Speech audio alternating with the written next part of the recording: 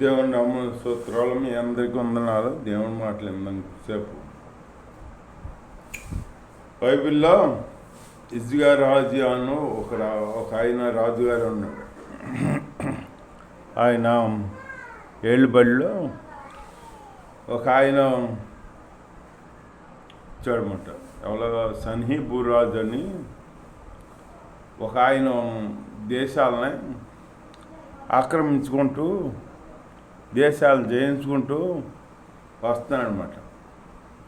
వస్తా ఈ ఇదిగా రాజు మీదకి వచ్చి ఇదికాడ స్వాధీనం పరుచుకోవాలని వచ్చి అంటాడు, మీరు మీ రాజు మాటిని మీరు మోసపోతారేమో, మోసపోబంకంలే. నేను ఎన్ని రాజ్యాలను జయించుకుంటూ వచ్చాను. ఎవరో నన్ను అడిగించిన వాళ్ళు ఎవరు లేరు, సరిపోయిన వాళ్ళు ఎవరు లేరు. మీ రాజ్యాన్ని కాడ నేను సొంతం చేసుకుంటాను, మీ దేశం కాడ. ఈ ఇజ్గా రాజు మాటని విని మీరు అట్లా ఉంటారేమో, ఇజ్గా సెపరేట్ విని ఉంటారేమో ఉన్మాకంలే. ఆయన చెబుతాడు కానీ నన్ను ఎదిరించిన వాళ్ళు ఎవరు లేరు ఇంతవరకే. నేను రాజ్యాలన్నింటినీ జయించి వస్తున్నాను. మీ రాజ్యం అంతా చిన్నదే. ఆ రాజ్యాన్ని నేను జయించగలను, జయిస్తాం. కనుక ఈ రాజు అయిన ఇజ్గా రాజు మాట విని మీరు మోసపోకండి అని చెబుతున్నాడు అనమాట. చెబుతా ఒక లేఖ రాసి పంపించాడు. పంపిస్తే దేవుని స్తోత్రం, హల్లెలూయా. అప్పుడు ఆ లేఖ వచ్చింది, ఇజ్గా చేతికి వచ్చింది. ఇజ్గా అది ఇప్పి చదివాడనమాట. చదివి బట్టలు చింపుకొని దేవుడి సన్నిధికి వెళ్ళి ఉపవాసం ఉండి ప్రార్థన చేశాడనమాట. ప్రార్థన చేసి కెరూబుల మధ్యన నివాసం చేసే దివా, ఈ సన్నిధిలో ప్రార్థన చేయటానికి సన్హీబురాజు అని ఒక ఆయన వచ్చి మన దేశాన్ని ఆక్రమించుకుంటానికి వచ్చాడు. ఆయన మమ్మల్ని కాదు దూషించేది, మిమ్మల్ని దూషిస్తున్నాడా, మీ నామాన్ని అవమానపడుతున్నాడా.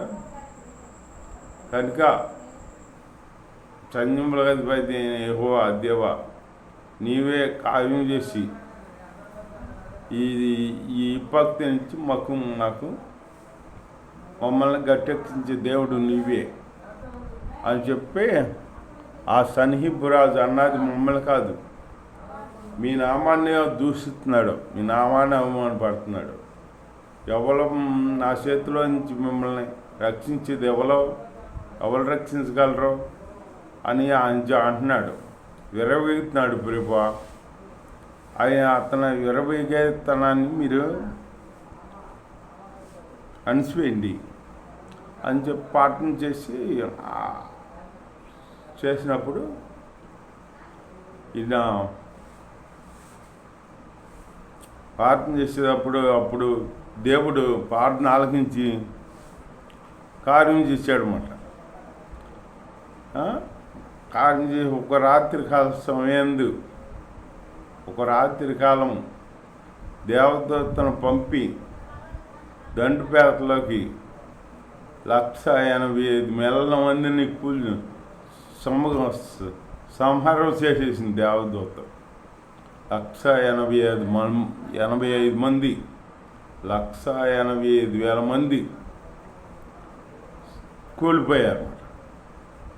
కూలిపోయారు. తెల్లారి చూస్తే ఏముంది, అది దండుపేటలో ఎద్దు భూములు ఇవ్వలేరు, అన్ని శవాలే తేలి ఉన్నాయి. ఈ ప్రార్థన ఎప్పుడైతే చేశాడో హిజ్కియారాజు, ఆ ప్రార్థన ఆలకించి దేవుడు పంపించాడు అన్నమాట. దేవదూతను పంపించాడు. దేవదూత వచ్చి దండిపేటలో దిగి అక్కడ సంహరించిందన్నమాట. 185,000 మందిని సంహరించేసిందన్నమాట. అట్లాగే మనం జీవం గల దేవుడిని, దేవుడు ఎవరో జీవం గల దేవుడు, గొప్ప దేవుడు. ఆయన మనం వ్యతిరేకించి ఆయన మనం దూషించి మనం బతకలేము. ఆయన మన మీద ప్రేమ చూపించే దేవుడు, ఆయన కోపించే దేవుడు కాదు. కనుక మనం ఇట్లా ఉన్నాం. కోపించే దేవుడు అయితే మనం ఇట్లా ఉండం. ఆయన కోపం అంట నిమిషం ఉంటుందంట, అంతే. ఆ నిమిషానికే మనం తట్టుకోలేము.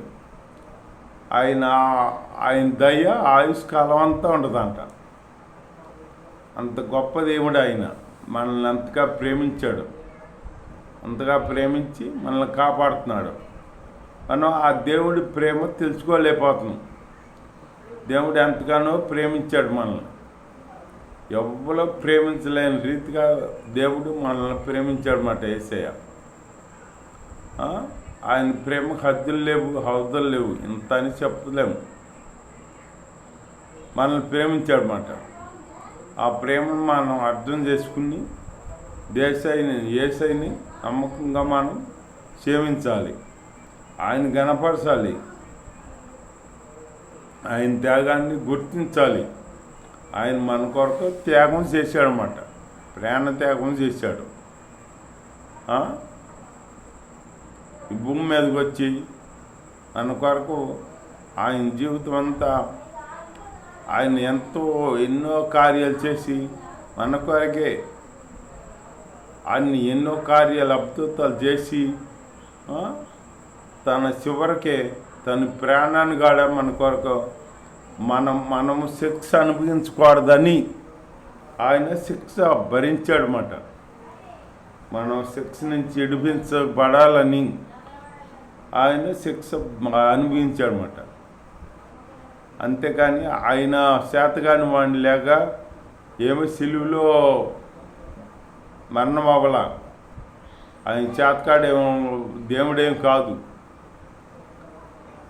ఆయన తలుసుకుంటే ఎంతమంది దేవదూతలు వస్తారో తండ్రి పంపిస్తే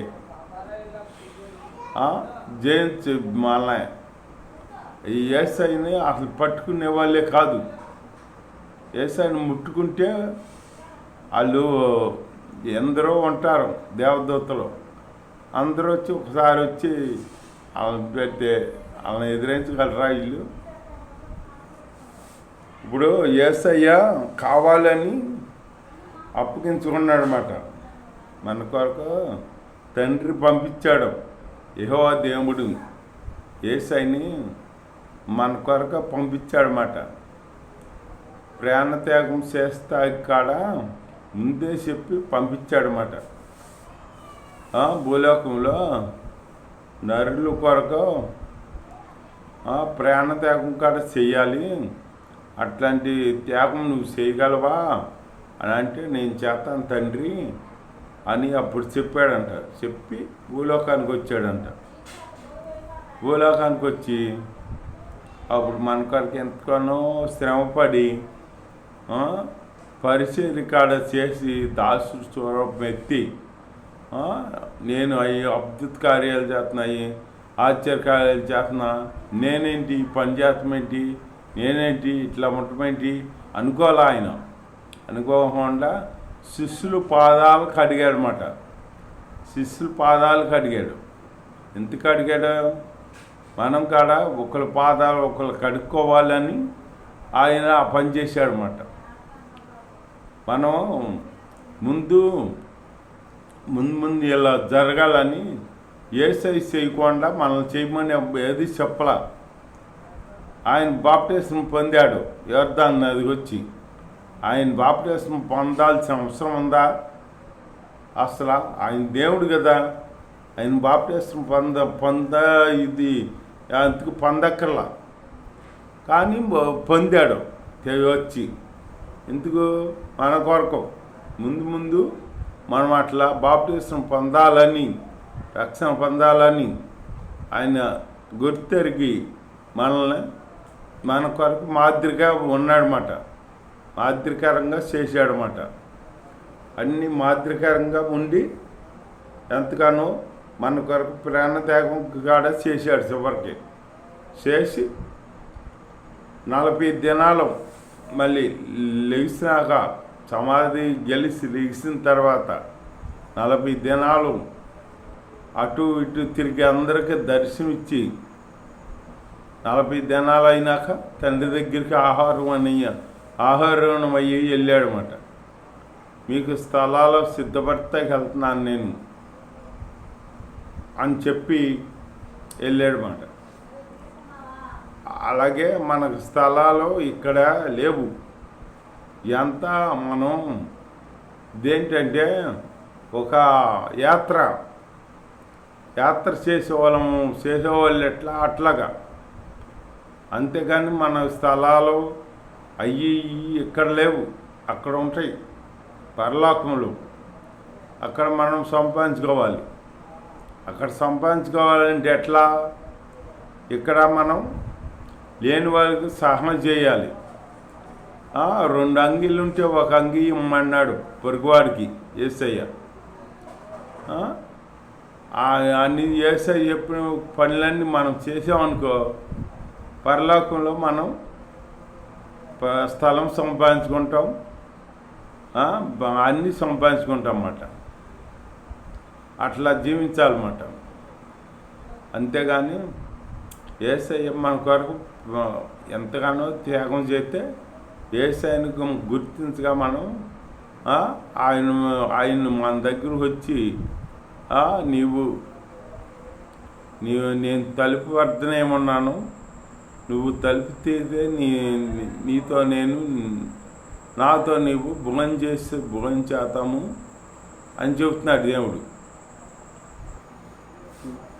చెబుతుంటే మనమేమో ఆ తలుపు తెరుస్తున్నాం, తెరవకుండా మూర్ఖులు అయిపోతున్నాం అన్నమాట. అట్లాంటి ఇదిలో ఉండకుండా మనం దేవుణ్ణి ఆహ్వానించి దేవుడి అంత భయభక్తులు కలిగి నిత్యం ఆరాధించుకుంటూ కనపరుచుకుంటూ ఆయనలో ముందుకు సాగుదాం. దేవుడి చిన్న మాటలు దీవించుగాక. ఆమేన్. యేసయ్యా నీ స్తోత్రం నాయన. మీలో ఎలా ఉండాలో తెలియపరచమరా. మీరంటే ఎంతో గొప్ప దేవుడా, మహిమ గల దేవుడా తెలియపరచు మా దివా. నీ స్తోత్రం నాయన. యేసయ్యా మా కొరకు సిల్లో బలీకమైన స్తోత్రం. మైటిలో జీసస్ ఫాదర్ మై గ్లోరీ మీకు వందనాలు తండ్రి. మీ త్యాగాన్ని గుర్తెరిగి తండ్రి, మీ త్యాగాన్ని గుర్తెరిగి నేను మిమ్మల్ని కనపరుచుకుంటూ మహిమపరుచుకుంటూ మీ రక్షణ పొంది మీ రాజ్యానికి సిద్ధపడే జీవితాలు నాకు దయచేసి కాపాడు సహాయం ఇవ్వమని నజరేయుని యేసు నామములో ప్రార్థన చేసి కోరుకున్నాను. పరమ తండ్రి ఆమె సహాయం చేస్తున్నాయి కళాసులు స్తోత్రాలు చెల్లిస్తూ పరమ తండ్రి ఆమె. తండ్రి అయిన దేవుని ప్రేమ కుమారుడైన కృప పరిశుద్ధాత్మ ఇక్కడ చేరి నాకు లోపల చాలా పరిస్థితులు తోడై నడిపించుగాక. ఆమెన్. ఆమెన్. హల్లెలూయా.